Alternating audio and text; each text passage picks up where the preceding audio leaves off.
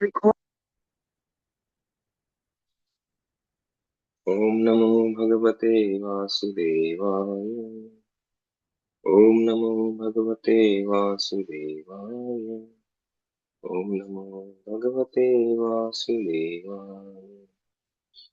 नारायणं नमस्कृत्य नरं चैव नरोत्तमं देवीं सरस्वतीं व्यासं ततो जयमुदीरये। नष्टप्रायेषु भद्रेषु नित्यं भागवत्सेवया भगवती उत्तमश्लोके भक्तिर्भवति नैष्ठिकी। नमो विष्णुपादाय कृष्णपृष्ठाय भूतले श्रीमते भक्तिवेदान्त स्वामिनिति नामिने। नमस्ते सारस्वती देवी गौरवाणी प्रचारिणे निर्विशेष शून्यवादी पाश्चात्य देशतारिणे।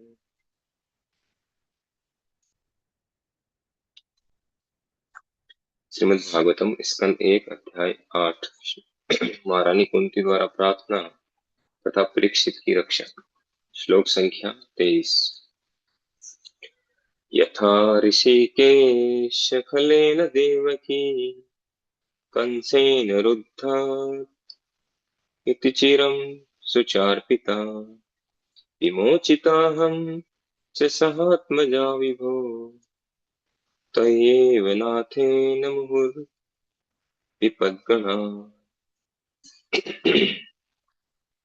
हे ऋषिकेश, हे इंद्रियों के स्वामी तथा देवों के देव, आपने दीर्घ काल तक बंदी गृह में बंदिनी बनाई गई और दुष्ट राजा कंस द्वारा सताई जा रही अपनी माता देवकी को तथा अनवरत विपत्तियों से घिरे हुए मेरे पुत्रों समेत मुझको मुक्त किया। तात्पर्य: कृष्ण की माता तथा कंस की बहन देवकी को उसके उसके पति वसुदेव सहित बंदी गृह में रख दिया गया, क्योंकि दुष्ट राजा कंस को भय था कि वह देवकी के 8वें पुत्र कृष्ण द्वारा मारा जाएगा। उसने कृष्ण के पूर्व पैदा हुए देवकी के सारे बच्चों का वध कर दिया, किंतु कृष्ण बाल वध के संकट से बच निकले, क्योंकि वे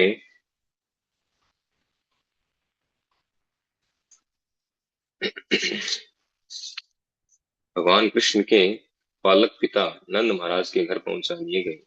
कुंती देवी भी अपने पुत्रों समेत अनेक कष्टों की श्रृंखला से बचाई जाती रही, लेकिन भगवान कृष्ण ने कुंती देवी पर कुछ अधिक ही अनुग्रह किया था, क्योंकि उन्होंने देवकी के अन्य पुत्रों की रक्षा नहीं की, जब कुंती के पुत्रों की रक्षा की जबकि कुंती के पुत्रों की रक्षा की। इसका कारण ये था कि देवकी के पति वसुदेव वसुदेव जीवित थे, लेकिन कुंती विधवा थी और कृष्ण के अतिरिक्त उनका अन्य कोई रक्षक न था।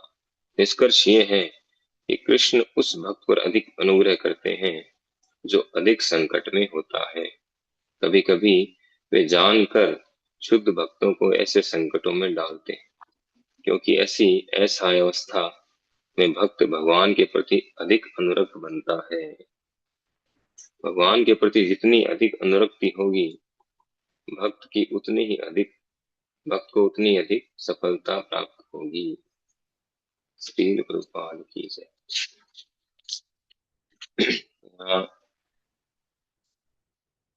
सूत गोस्वामी शौनक आदि ऋषियों से कुंती महारानी प्रार्थना बता रहे हैं। तो कुंती महारानी कह रही हैं इस श्लोक में, भगवान श्री कृष्ण रथ पर खड़े हैं और द्वारिका जाने वाले थे, लेकिन कुंती महारानी ने उनको रोक दिया। रोक करके उनकी प्रार्थना कर रहे हैं, उनसे ग्लोरिफिकेशन कर रहे हैं, उनका उनके गुणों का वर्णन कर रहे हैं। तो यहाँ कुंती महारानी क्या कर रही है कि यथा ऋषिकेश खलेन देवकी कंसेन रुद्धा इति चिरम सुचार्पिता।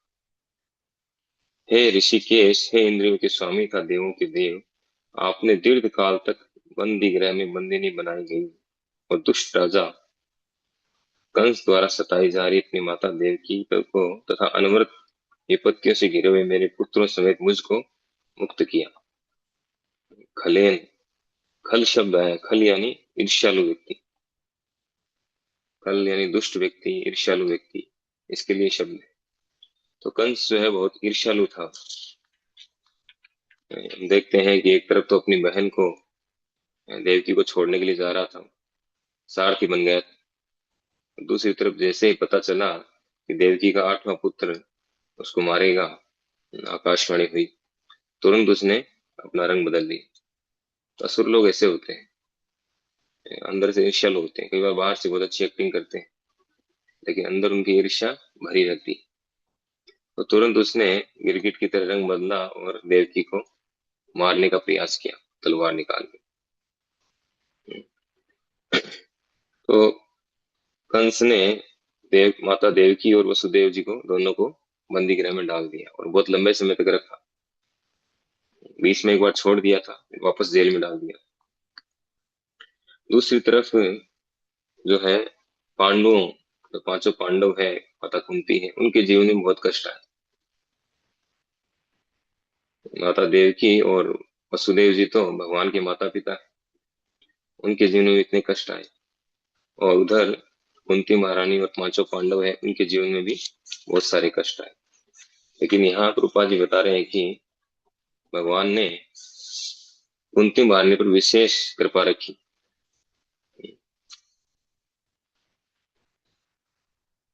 उन पर विशेष कृपा की उन्होंने। जबकि माता देवकी और वसुदेव जी पर इतनी कृपा नहीं किया। तो कारण बता रहे हैं कि क्योंकि कुंती महारानी की और आगे पीछे कोई था नहीं, बच्चे छोटे थे और सभी उसके विरोधी थे। उनके जितने भी कौरव थे लगभग विरोधी थे। फिर भीष्म पितामह जो उनके पक्ष में थे, द्रोणाचार्य भी थे, भीष्म पितामह थे नहीं, बाकी कोई उनके पक्ष में थे नहीं, लेकिन वो भी खुलकर मदद नहीं कर सकते थे उनकी। ये समस्या थी, उनके पति थे नहीं, विधवा थी, तो इसलिए वो ज्यादा संकट में थी। लेकिन उधर देवकी के पति वसुदेव जी थे, प्रेजेंट थे वो, तो उनके लिए इतना कष्ट नहीं था। तो इससे एक चीज और पता चलती है कि जब ज्यादा कष्ट होता है तो व्यक्ति पूरी तरह से भगवान के शरणागत होता है। या हो सकता है इससे ये भी हो सकता है कि देवकी जो है वो भगवान पर कम निर्भर होकर के अपने पति पर ज्यादा निर्भर थी। जैसे हम देखते हैं जब द्रौपदी के जीवन में संकट आया, उनका चीरहरण हो रहा था, तो वो अलग अलग पुकार रही थी सबको, सबसे हेल्प मांग रही थी, भीष्म पितामह से, धृतराष्ट्र से, कृपाचार्य से, द्रोणाचार्य से और अपने पतियों से। वो सोच रही थी ये हेल्प कर देंगे, ये हेल्प कर देंगे, ये हेल्प कर देंगे। किसी ने हेल्प नहीं किया। जब दोनों हाथ उठा दिए उन्होंने, पूरी तरह से शरणागत हो गई भगवान की, तो भगवान ने तुरंत हेल्प किया। भगवान चाहते हैं पूरी तरह से सरेंडर, 100% सरेंडर चाहते हैं, शरणागति चाहते हैं। तो क्योंकि देवकी के पति थे, इसलिए वो उन पर निर्भर थी। लेकिन कुंती जो है, महारानी कुंती, उनके तो कोई थे नहीं आगे पीछे, तो पूरी तरह से भगवान पर निर्भर थी, 100%। यद्यपि माता देवकी भगवान की माता है, वसुदेव जी के पिता, तो ये सब लीलाएं करके भगवान एग्जाम्पल सेट करते हैं कि किस तरह से शरणागत हुआ जाए, कितनी शरणागति की आवश्यकता है, हम्म, कितनी शरणागति होगी तब भगवान हेल्प करेंगे। ये सारे एग्जाम्पल सेट करते हैं अपने भक्तों के द्वारा। तो निष्कर्ष ये है कि कृष्ण उस भक्त पर अधिक अनुग्रह करते हैं जो अधिक संकट में होता है। जो जितना अधिक संकट में होता है उसको उतना ही अधिक अनुग्रह करते हैं, क्योंकि जितना अधिक संकट में होगा उतना ही वो डिटर्मिनेशन के साथ, दृढ़ता से, हृदय से वो भगवान को याद करेगा, भगवान के प्रति शरणागत होगा। गजेंद्र मोक्ष की कथा में देखते हैं, तो गजेंद्र के जीवन में संकट आया तो पहले उसने खुद बहुत प्रयास किया। 1000 वर्षों तक युद्ध चलता रहा उनका, संघर्ष चलता रहा। पत्नी बच्चे वो हेल्प करने का प्रयास कर रहे थे पहले, फिर वो सब अलग हो गए, उनका नहीं चला पावा। फिर खुद प्रयास करता रहा, खुद प्रयास करता रहा। अंत में देखा कि कोई उपाय नहीं है, तो अचानक से पूर्व जन्म की स्मृति आ गई। स्मृति जैसे आई, फिर देखा कि ऊपर देवी देवता भी खड़े हैं, उनसे भी हेल्प नहीं लिया। फिर स्मृति आ गई इसके बाद, फिर डायरेक्ट भगवान को पुकारा, आर्त भाव से। आर्त जिज्ञासु अर्थार्थी ज्ञानी च भरत ऋषि। तो आर्त होकर के, आर्त भाव से दुखी होकर के जब कोई भगवान को पुकारता है, हृदय से पुकारता है, तो भगवान तुरंत हेल्प करने के लिए आते हैं। तो गजेंद्र की कथा में हम देखते हैं, गजेंद्र का मोक्ष करने के लिए, गजेंद्र को मुक्त करने के लिए भगवान वहां पर तुरंत प्रकट हो जाते हैं। गरुड़ जी से भी हाई स्पीड में चल करके आते हैं।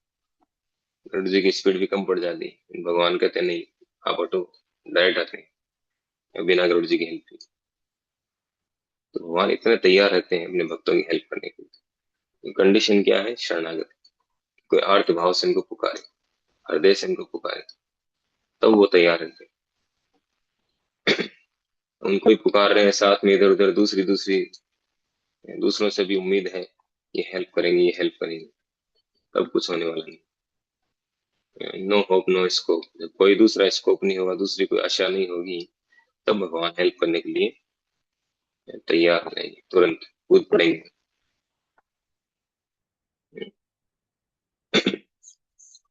तो निष्कर्ष ये है कि कृष्ण उस भक्त पर अधिक अनुग्रह करते हैं जो अधिक संकट में होता है।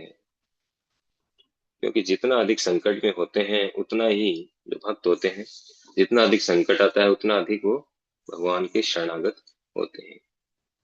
तो 25 नंबर श्लोक में खुद कुंती महारानी इस बात को कहेंगे कि हमें विपदाएं दीजिए, जितनी अधिक विपदाएं आएंगी, उतना ही हम आपको आर्त भाव से पुकार पाएंगे, उतने हम आपके शरणागत होंगे और आप हमारे नजदीक रहेंगे। नहीं तो हम भूल जाएंगे, सुख में सुमिरन सब करे, दुख में सुमिरन सब करे, सुख में करे ना कोई। तो सभी जो है, दुख में कष्ट आता है तब भगवान का स्मरण करते हैं, सुख में कोई नहीं करता है। सुख आते तो भूल जाते हैं भगवान। अब क्या जरूरत है भगवान की? अब तो सारी सुविधाएं हैं। भगवान को तब याद किया जाता है जब हमारे जीवन में कष्ट हो। साधारण व्यक्ति ऐसा ही सोचता है। भक्त तो हर समय भगवान को याद करते रहते, वो तो कृष्ण चेतना में रहते हैं। लेकिन जो भक्त नहीं है, साधारण व्यक्ति हैं, वो केवल कष्ट आने पर ही भगवान के पास जाते हैं, सुख सुविधाएं हो तो नहीं जाता है। इसीलिए कष्ट जो है, जीवन में कष्ट जरूरी है। कभी कभी वे जानबूझकर, जानकर शुद्ध भक्तों को ऐसे संकटों में डालते हैं, क्योंकि ऐसी ऐसा ऐसा अवस्था में भक्त भगवान के प्रति अधिक अनुरक्त बनता है। तो कई बार भगवान ऐसा करते भी हैं, जानबूझ करके उसको ऐसे ऐसे कष्ट देते हैं, जिससे उसकी अनुरक्ति बढ़े भगवान से, उसका अटैचमेंट बढ़े। जैसे प्रहलाद महाराज है, प्रहलाद महाराज के कितने कष्ट आए। हिरण्यकशिपु उसका पिता होकर के वो कितने अलग अलग तरीके से मारने का प्रयास किया, इससे नहीं मरा ऐसे मारो, ऐसे नहीं मरा ऐसे मारो।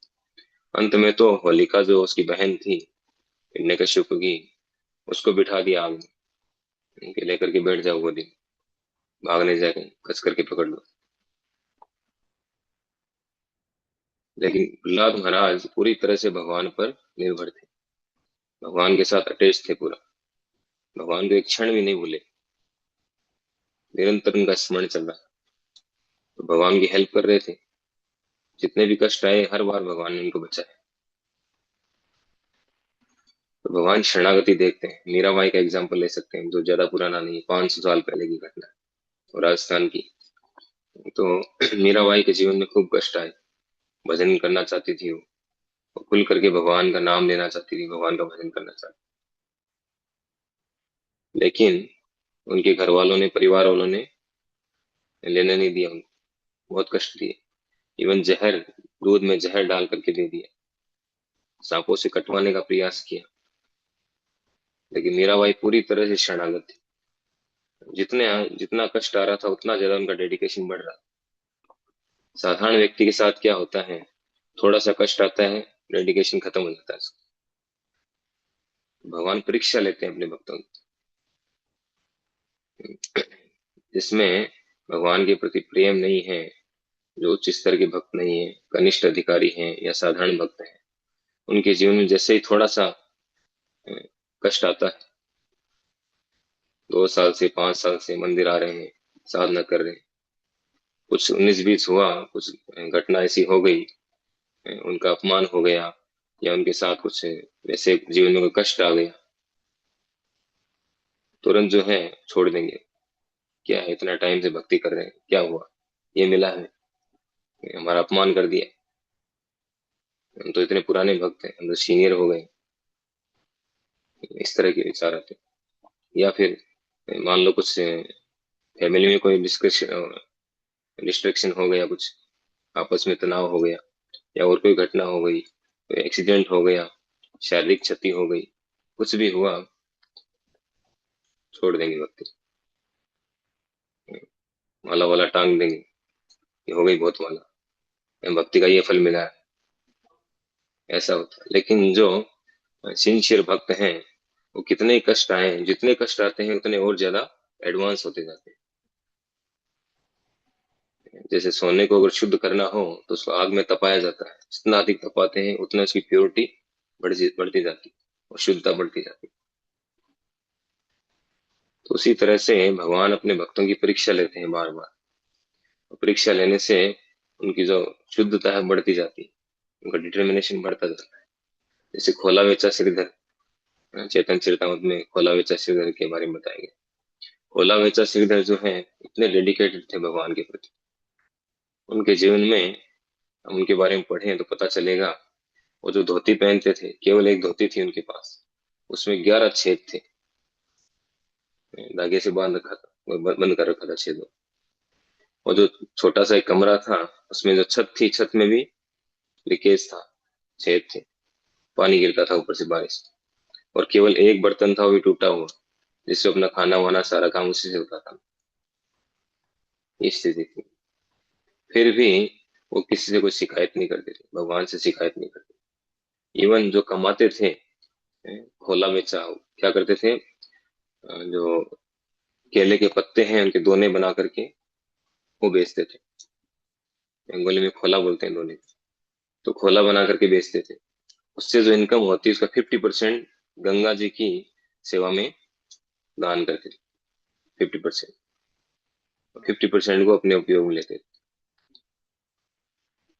इतना कम इनकम होने के बावजूद, इस ऐसी स्थिति में रहने के बावजूद। तो भगवान के जो भक्त हैं, जो शुद्ध भक्त हैं, भगवान जितनी उनकी परीक्षा लेते हैं उतना ही भगवान से उनकी नजदीकी बढ़ती है। लेकिन जो भक्त नहीं है या नए नए हैं, उनकी परीक्षा लेते ही वो दूर हो जाते हैं। भगवान जानबूझकर अपने भक्तों की परीक्षा लेते हैं, उनको और ज्यादा शुद्ध करने के लिए। तो जानबूझकर जानकर शुद्ध भक्तों को ऐसे संकटों में डालते हैं, क्योंकि ऐसी ऐसा अवस्था में भक्त भगवान के प्रति अधिक अनुरक्त बनता है, उसकी अनुरक्ति बढ़ती है। भगवान के प्रति जितनी अधिक अनुरक्ति होगी, भक्त को उतनी ही अधिक सफलता प्राप्त होगी। जितनी भगवान से जितना अटैचमेंट हमारा बढ़ेगा, अनुरक्ति बढ़ेगी, उतना ही हम भक्ति में एडवांस करेंगे, भक्ति में सफलता प्राप्त करेंगे। अनुरक्ति नहीं है तो सफलता प्राप्त नहीं होगी। वो अनुरक्ति बढ़ेगी जब जीवन में कष्ट आएंगे। दूसरा, इसको हम एक अलग एंगल से देखें, हमारे आचार्य बताते हैं, कृपा जी बताते हैं कि भक्त के जीवन में जो इस तरह के कष्ट आते हैं, भक्त के लिए वो कष्ट नहीं है। भक्त उसको कष्ट के नजरिए से देखता ही नहीं, उसको कष्ट नहीं लगता है, उसको कृपा करके मानता है। आम व्यक्ति के लिए वो कष्ट है, बाहर से देखने में लगता है भक्त बहुत कष्ट में, क्योंकि भक्त जो है वो शारीरिक धरातल पर नहीं रहता है। ब्रह्म भूत प्रसन्न आत्मा न सोचती न कांक्षित, तो ब्रह्म भूत अवस्था पर रहता है, आत्मा की धरातल में। तो वो हमेशा प्रसन्न रहता है, ब्रह्म भूत प्रसन्न आत्मा। जो ब्रह्म भूत है उसका गुण है वो प्रसन्न आत्मा होता है, और इसमें प्रसन्न रहता है, प्रसन्न चित्त, क्योंकि वो जानता है कि मैं शरीर नहीं, और ये सारी समस्याएं जो है इस शारीरिक धरातल पर, आत्मा के धरातल पर नहीं है। आत्मा के लिए कोई कष्ट नहीं, इसलिए वो इनसे प्रभावित नहीं होता है। मात्रा स्पर्श शास्त्र कौनते शीतोष्ण सुख दुखदा, भगवान गीता में कहते हैं। आगम पायनो नित्यातान तितिक्षव भार, जो भक्त है वो जानता है ये जो कष्ट है, सुख दुख सर्दी गर्मी मान अपमान, ये सारे कष्ट जो है ये मौसम की तरह है, मौसम बदलता है वैसे ही ये सब चलता रहता है, वो इसके द्वारा प्रभावित नहीं होता, तभी वो जीवन का लक्ष्य प्राप्त करता है। तो भक्त जो है उसको उस नजरिए से नहीं देखता है, चाहे कितने कष्ट आए। एक आम व्यक्ति के लिए वो कष्ट है, क्योंकि शारीरिक धरातल पर होता है। जैसे हम देखते हैं, एग्जाम्पल के लिए हरिदास ठाकुर, हरिदास ठाकुर को बोला गया कि हरि नाम छोड़ दो, वो नहीं उन्होंने कहा नहीं छोड़ूंगा, कुछ भी हो जाए, जब मेरे शरीर का सारा खून कतरा कतरा निकल जाए, मैं हरि नाम नहीं छोड़ूंगा। और नहीं छोड़ा उन्होंने। 22 बाजारों की खुद पिटाई की गई, खूब कोड़ों से मारा गया, लेकिन उन्होंने हरि नाम नहीं छोड़ा। वो पूरी तरह से कृष्ण चेतना में थे। तो भक्तों को इस तरह से परीक्षा लेते हैं भगवान, और इसके द्वारा एग्जाम्पल सेट करते हैं बाकी लोगों को समझाने के लिए, दिखाने के लिए। तो हरिदास ठाकुर के लिए कोई कष्ट नहीं था, उनको उसका कष्ट का अनुभव नहीं हो रहा था, क्योंकि वो शारीरिक धरातल पर नहीं थे। जैसे हम देखते हैं, विभीषण जी हैं, विभीषण जी जो है लंका में रह करके भक्ति कर रहे थे। लंका में रह करके भक्ति करना इम्पॉसिबल है। लंका निशिचर निकर निवासा, यहाँ कहाँ सज्जन करवासा। हनुमान जी जब वहां पे लैंड किया, हनुमान जी ने जब गए थे फर्स्ट टाइम, तो उन्होंने देखा कि राम नाम लिखा हुआ है घर पर, तुलसी का आगे गमला रखा हुआ है, उस पर राम नाम लिखा है। आश्चर्यचकित हो गए कि लंका तो असुरों की नगरी है, यहाँ पर ये राम नाम लिखा कैसे मिल है। आश्चर्यचकित हो गए। पता चला कि तो विभीषण जी उनके भाई हैं रावण, लेकिन भक्ति कर रहे थे। तो उनके लिए कुछ आम साधारण बात नहीं थी भक्ति करना वहां, ये इतना सुविधाजनक नहीं था, बहुत कष्ट थे। रोज रावण की सभा में बैठना भी था,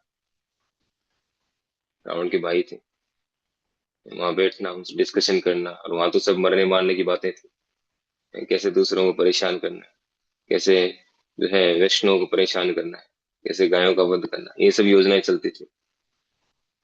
इन बाद में भी सीता जी का हरण करके रावण जब लेके आ गया था, विभीषण जी ने कई बार समझाया रावण कि छोड़ दो, वापस दे दो, नहीं तुम्हारा विनाश का कारण बने।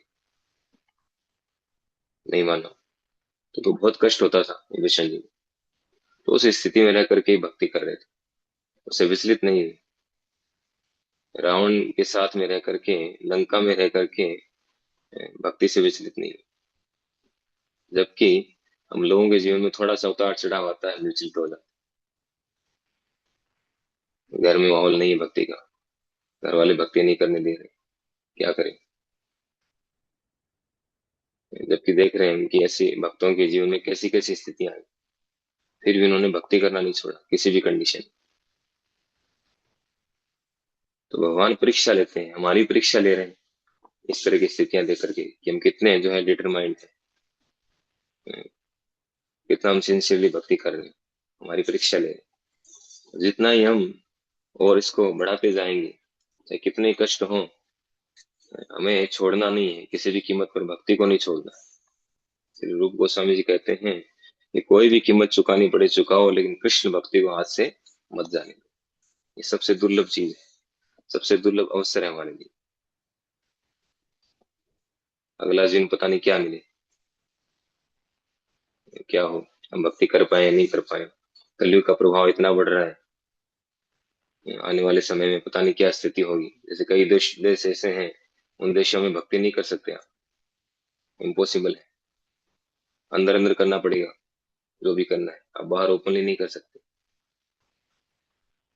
तो ये संकट बढ़ते जाएंगे, जैसे जैसे कलयुग बढ़ता जाएगा, वैसे वैसे ये संकट बढ़ते जाएंगे। वो एक देश है कोरिया, दक्षिण कोरिया है, वहां के जो प्रशासक हैं, जो राजा है, अभी प्रेजेंट में ऐसी स्थिति है कि वहां कुछ नहीं कर सकते। वो राजा ही वही उसी को भगवान मान रखा है, अपने आप को भगवान घोषित कर रखा है। हर जगह फोटो लगी है, हर घर में फोटो, किम किम जोन, हर घर में फोटो होनी चाहिए, एवरीडे फ्रेश माला होनी चाहिए, कोई डस्ट पार्टिकल नहीं होना चाहिए, पुलिस आकर के कभी भी चेक कर सकती है, और कुछ भी गड़बड़ मिला, अरेस्ट, गया काम से, केवल उसी का कानून चलता है। तो ऐसी स्थिति हो गई है कई जगह अभी से। तो कैसे भक्ति करें? वहां जाके भक्ति कर नहीं सकता व्यक्ति, वहां जाके प्रचार नहीं कर सकता कोई, कैसे करेंगे? तो ऐसी स्थितियां धीरे धीरे बढ़ती जाएगी, जैसे जैसे कलयुग बढ़ेगा ये स्थितियां बढ़ती जाएगी, भक्तों के लिए और दुभर स्थितियां आती जाएगी। इसीलिए अभी हमारे पास बहुत अच्छा अवसर है। कष्ट है, संकट है, लेकिन हमें और अधिक जो है भगवान से हमारी अनुरक्ति बढ़ानी है। जितने कष्ट आए, तत्ते अनुकंपाम सुमिक्षमाणो मुंजान एवात्मकतम विपाकम अर्धवाग पुरभि विद्धन नमस्ते जीवेत यो मुक्ति पदे सदाए। ब्रह्मा जी कहते हैं कि जो भक्त हैं उनके जीवन में जितने कष्ट आते हैं वो उसको अपने कर्मों का रिएक्शन मानते हैं। भुंजान एवात्मकतम विपाकम, उसको सहन करते रहते हैं। सुदामा विप्र हैं, उनके जीवन में देखिए, बाहरी दृष्टि से देखें तो कितना कष्ट था, लेकिन वो उसको कष्ट की तरह नहीं ले रहे थे, वो तो हर समय कृष्ण चेतना में रहते थे। तो हमारे लिए ये है कि हम उस स्थिति के नहीं है, वो लेवल हमारा नहीं है, तो हम उसको हमारे पूरे जीवन के कर्मों का रिएक्शन मान करके उसको सहन करें और भगवान को धन्यवाद दें। हरदवा को पूर्वी विद्धन नमस्ते। तो अगर इस तरह से करेंगे, जो भी कष्ट आएगा उसको हमारे कार्यों का रिएक्शन मान करके सहन करेंगे और भगवान को धन्यवाद देंगे, थैंक्स देंगे, अच्छा है इसी जीवन में सारे कर्म कट जाए, सारे रिएक्शन इसी जीवन में हम भोग लें, भाई दोबारा जीवन जन्म न लेना पड़े।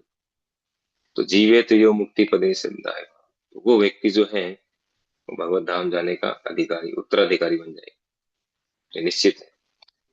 स्वयं ब्रह्मा जी का स्टेटमेंट। तो हमें भगवान से अपनी अनुरक्ति को अधिक से अधिक बढ़ाना है। ये परीक्षा है, कितने भी कष्ट क्यों ना आए। अंत में प्रभुपाद जी कह रहे हैं कि भगवान के प्रति जितनी अधिक अनुरक्ति होगी, भक्त को उतनी ही अधिक सफलता प्राप्त होगी।